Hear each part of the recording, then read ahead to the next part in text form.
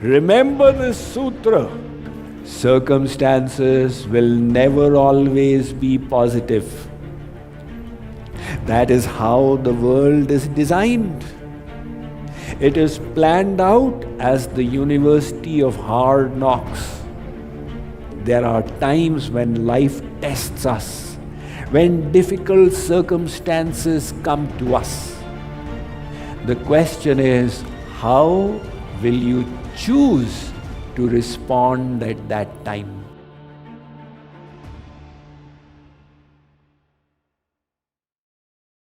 This mind of ours is the factory that creates thoughts. Thoughts are subtle bundles of energy that impact our health, that determine our attitude, that create our feelings of happiness and distress.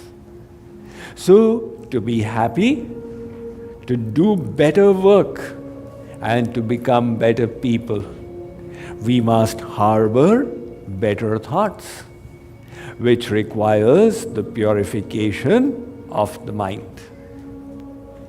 Hence, the need for mind management.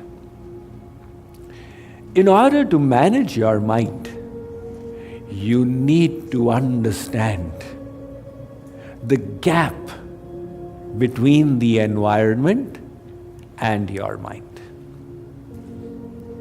Very often, when we are not aware of that gap, we feel controlled by circumstances.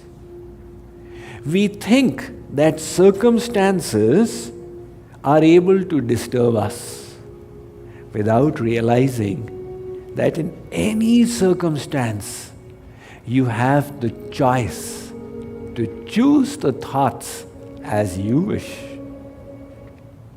Take the example of Sant Tukaram. He was a great saint of Maharashtra. His wife had a terrible nature. She used to keep fighting with him. So Mahabharata would continue at home all the time. One day there was nothing at home. And Sant Tukaram was doing his bhajan, Rukmini Vitthal, Rukmini Vitthal, Rukmini Vitthal. The wife burst forth on him, "What are you doing? Go and sit in your shop, earn something, there is nothing to cook out here." So Sant Tukaram obeyed the high command and he went to the shop. Now he earned his daily income, purchased some groceries. When he was coming back, he found some beggars, he kept giving to them in charity. And when he reached home, he only had one ganna, one sugar cane. He told his wife, "This is all I have got today." She got so mad at him, she lifted it and hit it on his head. It broke into two. You see, she must have really hit it hard for it to break into two. So, Sant Tukaram was not ruffled by it. He said, "Oh, it's split. Never mind, you take one, I will take one." We had to break it. And then he went into his puja room and he said, "Oh, Rukmini Vitthal, you are so kind, so merciful. You have given me such a wife that I can never become attached to this world." You see, this is the positive nature. The positive nature is that I should not let the disturbance come into my mind. The external disturbances, see in them a blessing. Everything is happening for the good.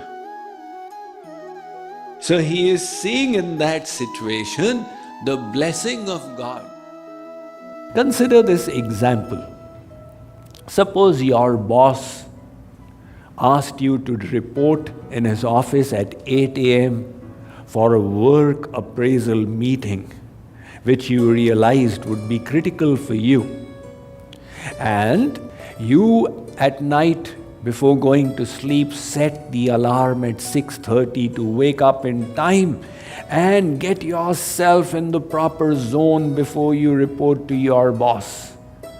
But in the morning, the alarm refused to go off, and by the time you woke up, it was 7:15.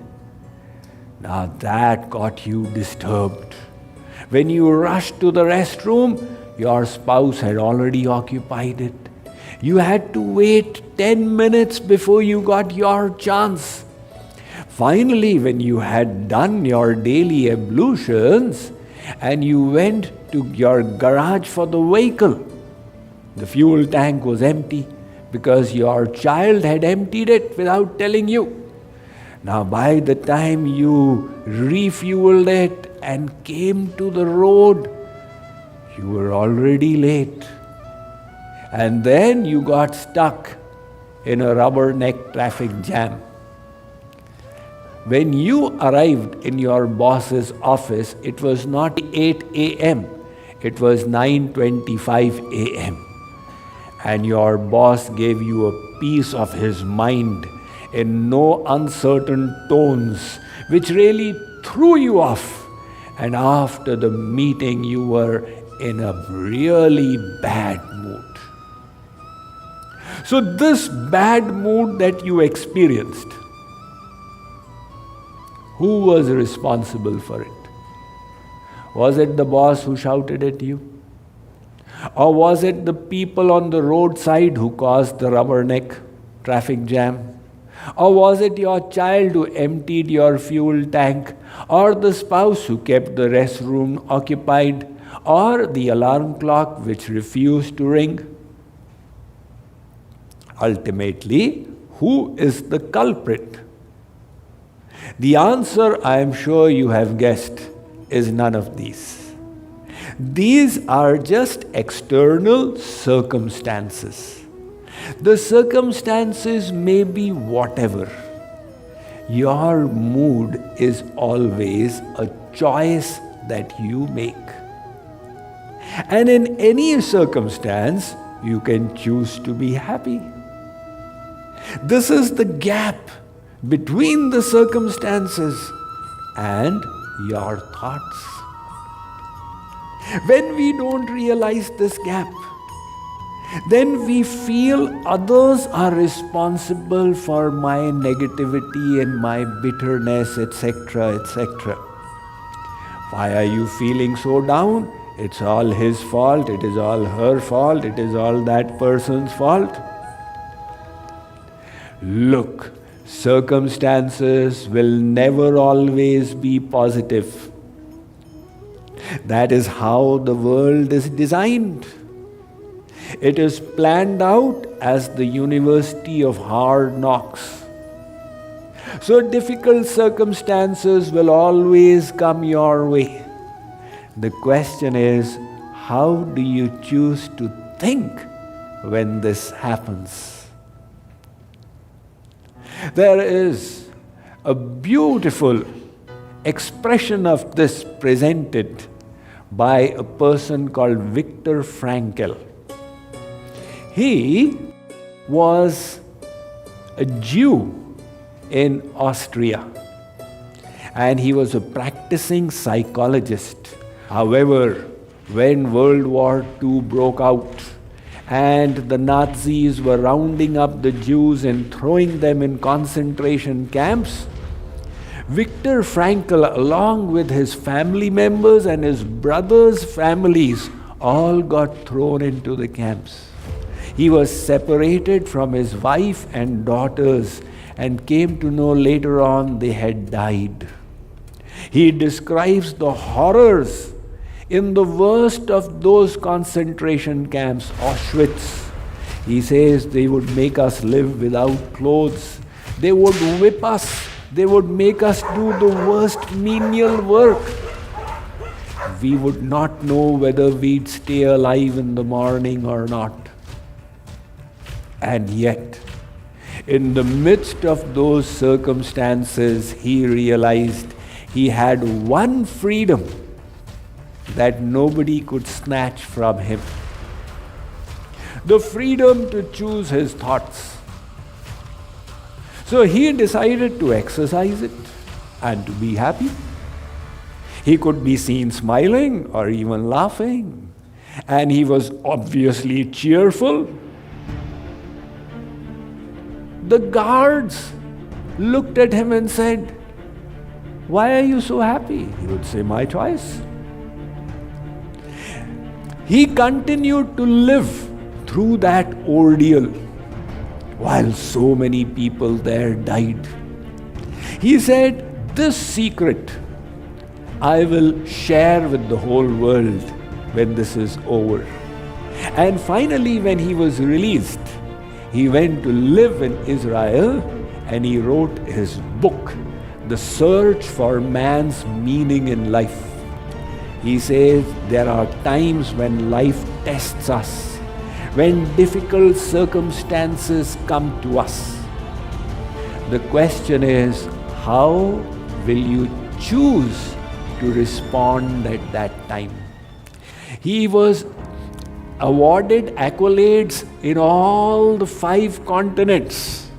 His book was translated around the world, and he was a living example that no matter how difficult situations may become, you are free to be happy. It's the choice that you make. And that choice exists because of the gap between the circumstances and your mind. Take a look at the saints in this world. Surdas, Tulsidas, Mirabai, Tukaram, Narsi Mehta, did they have an easy life?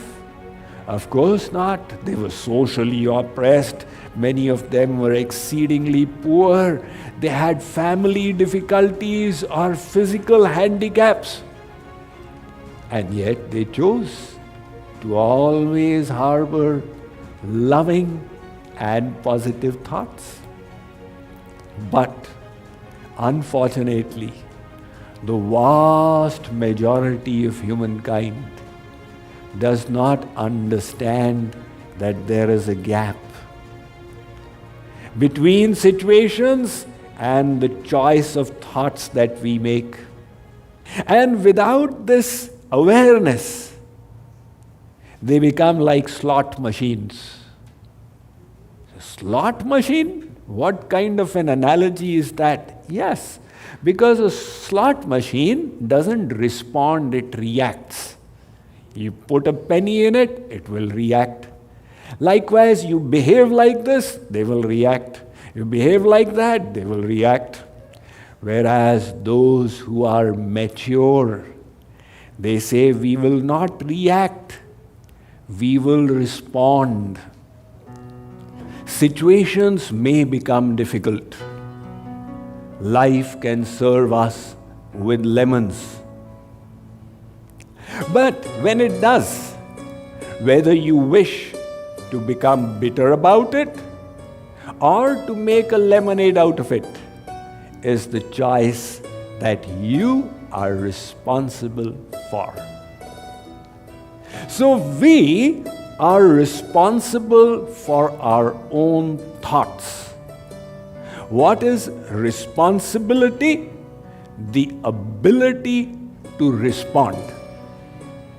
Those who don't understand this are the reactive people. They don't feel they are responsible for their moods or their thoughts, and that's why they indulge in the blame game.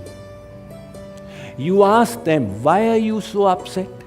Are Swamiji, my Nanad behaved with me like this, why will I not be upset? Why are you so down? My boss scolded me, I have to be down, I don't have a choice. Why are you such and such kind of a person? That is the way I am. It's not my responsibility. Somehow, destiny or God or somebody has made me like this. That is the way I am. Whereas the proactive person will say, yes, whether I am good or I am bad, it is my responsibility. I made choices along the line which resulted in where I have reached today. And now I'll have to make different choices to become a better person and have a better future ahead of me. So these then are the proactive people. You will see a difference in the language between the proactive and the reactive people. The reactive people will say, I don't feel any love for my spouse. My love has gone down. So, what should Swamiji do? No, I am waiting for the love to come back up again. So they believe love will happen to me and then I'll fall out of it, without realizing they too have a responsibility. Love is not something that happens. Love is a verb where you choose to think well about others. You choose to be a good finder. You choose to have loving thoughts. Likewise in devotion as well, they will say, nowadays I don't feel much devotion to God and Guru. So, what is Swamiji supposed to do? Give you an injection? So, they are riding the waves of their feelings. Now, the feelings are on a roller coaster because they are created by the mind. And if you don't take charge of your mind, the mind will become your worst enemy. Look at the saints. The torment that Prahlad had to face, that Tulsidas had to face, people tried to kill them. And yet, they did not become bitter lemons. They were always blissful in consciousness of God. So, if we wish to progress further in the science of mind management, it can only happen when you make a decision that the state of my mind, I alone am responsible for it. And I need to start changing the thoughts that I harbor. If I am unhappy, I am responsible for it, period.